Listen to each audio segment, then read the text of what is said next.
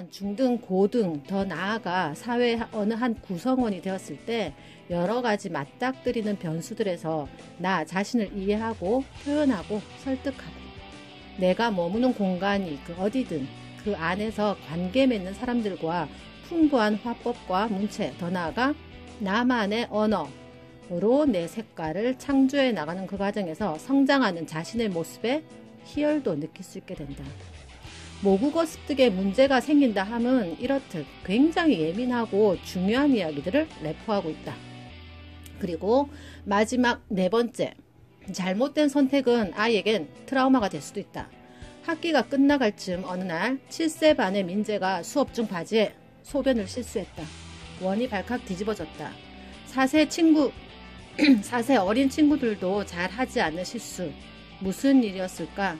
당시 저자가 다니던 그 영어 유치원뿐만 아니라 몇몇 영어 기관엔 희한한 룰이 있었다. 기본 일상생활 용어들은 절대로 한국말 금지.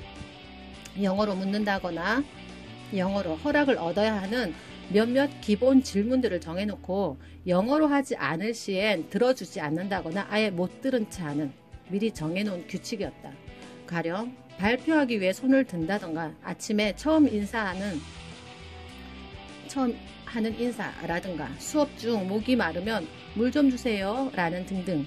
그중 제일 중요한 말이 있었는데 갑자기 소변이 마려우면 교사에게 저 화장실 갈게요 혹은 가야 해요. 그것도 아니면 급한 친구들은 선생님 잠시만요 선생님 부탁해요 라는 말을 하고 허락이 떨어지면 급하게 화장실로 뛰어가거나 더 어린 연령 친구들은 교사와 함께 화장실을 갔다. 하지만 민재는 그 말을 하지 못해. 아니 너무너무 간절히 하고 싶지만 입 밖으로는 절대 나오지 않았던 외국어 그 한두 마디 Please teacher 때문에 사단은 일어났다. 그날의 기억, 아마도 평생 가지고 가야 할 그 아픈 흑역사. 민재에겐 어떤 것일까?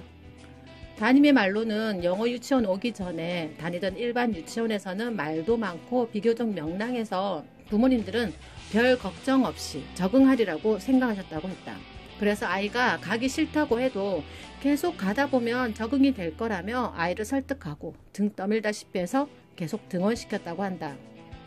이후 민재는 더 말이 없어졌고 친구들과의 소통 역시 서서히 줄더니 결국 원에 더 이상 나오지 않았다. 영어라는 단어는 아마도 그 친구에겐 치욕이자 고통이 되었을 것이다. 아무리 영어 교육 시장에 뛰어든 사업가라고 해도 영어 교육에만 몰두해 있는 전문가라고 해도 그럼에도 아이들과 오랜 시간을 겪어온 소위 선생님이라고 불리우는 그 많은 어른들은 정말 인지하지 못했을까? 아니면 외면한 것이었을까? 누구에겐 강요된 낯선 언어는 단 몇 음절이라도 입 밖으로 절대 나오지 않는다라는 것을. 특히나 아이들이다. 민재는 매일 1년 동안 들었을 그 말을 진짜 몰랐던 걸까? 머리에서만 맴도는 그 말을 위급한 그 순간에 얼마나 내뱉고 싶었을까?